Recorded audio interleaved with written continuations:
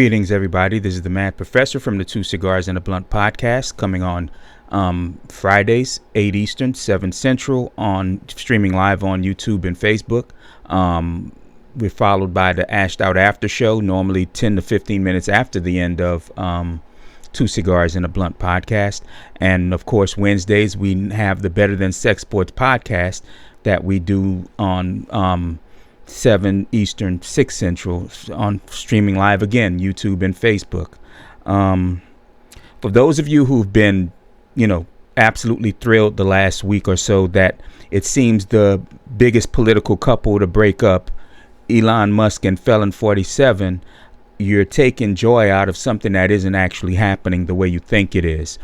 You see, the only reason Elon Musk is complaining about the big, beautiful bill, as these idiots call it, is because he's losing subsidies for his electric vehicles. The ones liberals have stopped buying anyway, and conservatives will refuse to buy because they don't burn oil.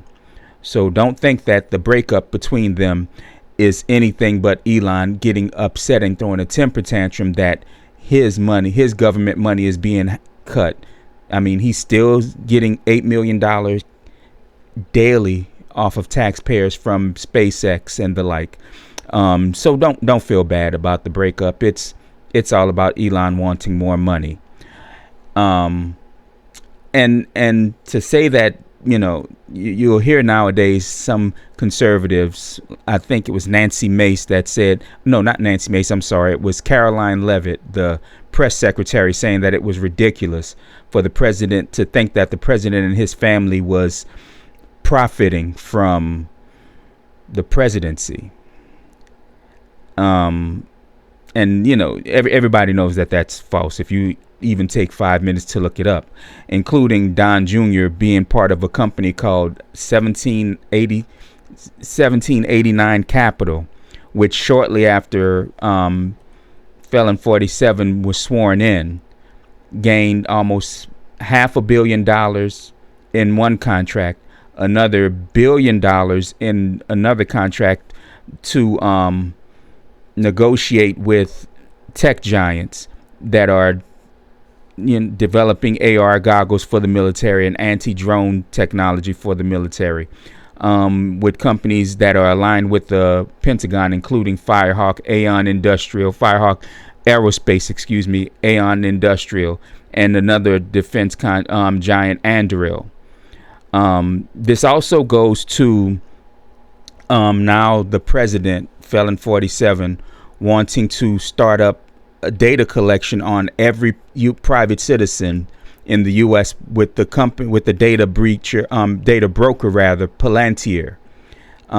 So all the Republicans and conservatives that have been whining about government overreach, they're awfully silent about this.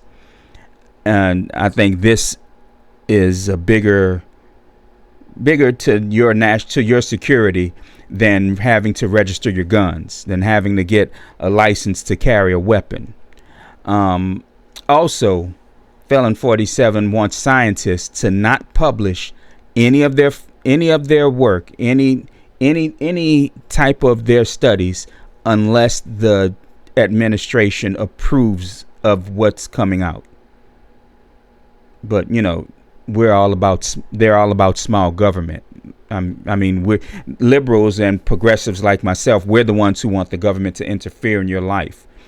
But now all of a sudden they don't have a problem with it. Just like there's a rider in the stupid big beautiful bill that would allow presidents, include this one and every other president, to follow, unless they change it, of course, magically, that the presidents don't have to follow or even answer to a contempt of court charge. So, untouchable yet again. Also, maggots, I need you to answer this for me. How is it that the president of the people all of a sudden want to cancel what President Biden did toward the end of his term, or is a law that would have come due toward the end of the Biden administration's term, where medical debt wasn't put on your credit report? Now, thanks to debt collection companies, Felon 47 is trying to overturn that so that now medical debt is going to be placed on your credit report. How does that help you? I bet it doesn't. Also, before I forget, because Felon 47 is such a big a brain, like he likes to say, which we all know is a lie. And, since he's really illiterate and can't comprehend pretty much anything that he reads, you have Tulsi Gabbard, National Security Director, who wants to have all the presidential daily briefings, some of the most important things that the president's supposed to do on a daily basis. She wants to bring in Fox News producers to actually make it so that he can understand what's going on, so that Felon 47 can understand what's going on. So you'll have classified information going through a TV network so that the president can actually see it and understand what's going on with it. But Biden was the one that was cognitively damaged. He was the one who didn't understand where he was. He didn't know his fucking name.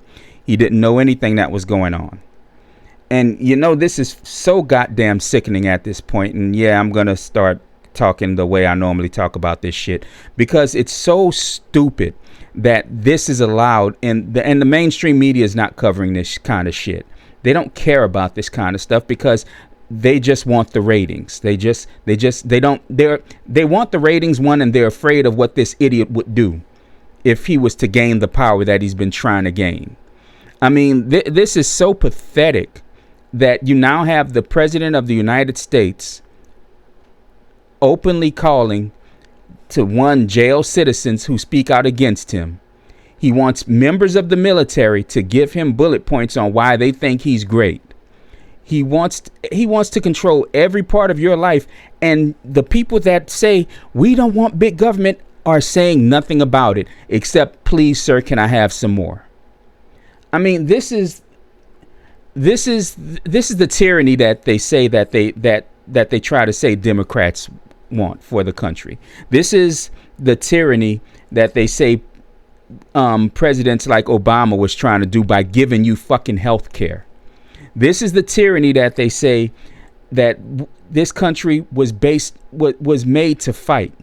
And now we're welcoming it with open fucking arms because of an idiot who doesn't like people talking bad about him. He'll make up names, but if you call him Taco and ask him about Taco, he loses his shit and clutches his pearls and act like it's the worst damn offense in the world, when I just think the shit is funny, to be perfectly honest with you. I'm looking for my Let's Go Taco shirt now. I don't care.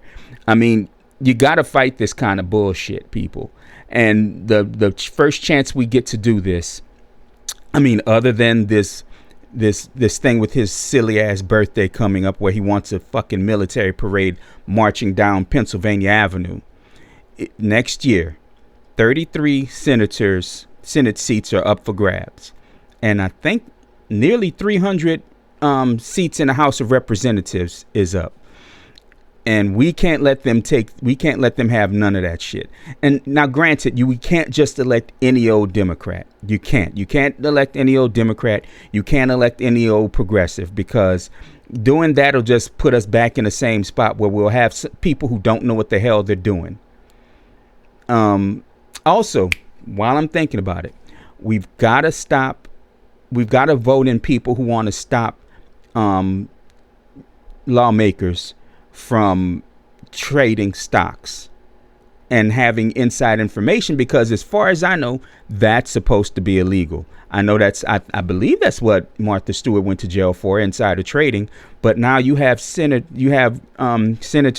and members of the House of Representatives making millions based on what this fool does in office, based on these tariffs, which is another subject I'll make another video about, because that would go on forever, since he act like he doesn't understand what's going on, and the people that back him want to act like that they don't understand what's going on, even though everybody clearly knows what's going on. I mean, they just one right-wing idiot just came out talking about the $65 billion taken in tariffs over the month of May, not wanting to admit that it's the American public that pays that shit. So, our taxes are going up from the dumbass big beautiful bill. Except for millionaires and billionaires, their incomes are going to go up since they don't have to pay any more taxes anymore. And see, that's the thing that pisses. I'm gonna go into it. Forget that. About the tariffs. If we're taking in so much in tariffs, why are the cuts necessary? Since we're taking in so much income, other countries are paying us everything. So why the tax cuts? Why the cuts to Medicaid, to Medicare, which are coming up, and Social Security, and the cuts to EBT? Why all those cuts if we're taking in so much in tariffs? Because that shit does not exist.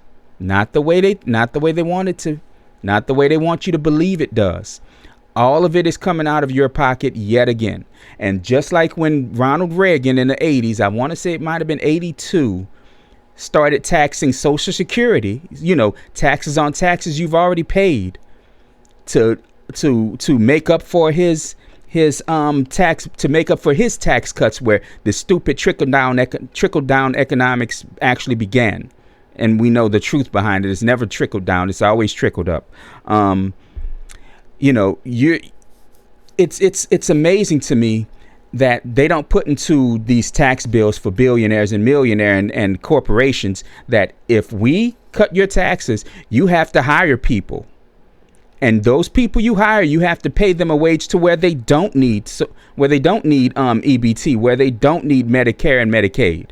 You need to pay them to where they can live without having to have government assistance, and leave government assistance for people who are incapable of working, who are incapable of finding jobs, who can't take care of themselves for one reason or another. But no. They get free handouts. They get corporate welfare, because that's the shit about this, is corporations and billionaires are the biggest fucking welfare queens this planet has ever damn seen. There's a reason why there weren't billionaires until trickle-down economics began, or at least not as many billionaires until trickle-down economics began.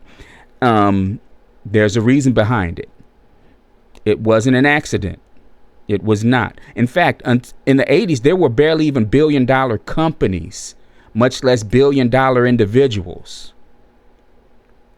So, think about that shit, because CEO pay and businesses, they've increased their wealth since the 80s by, I think, nearly 1,000%, while the workers have seen their wealth increase by 0.02%, if I remember right. I could be way off on those numbers. I don't think I am, but I could be way off on those numbers.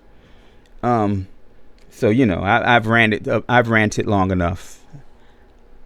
But this is some shit we really got to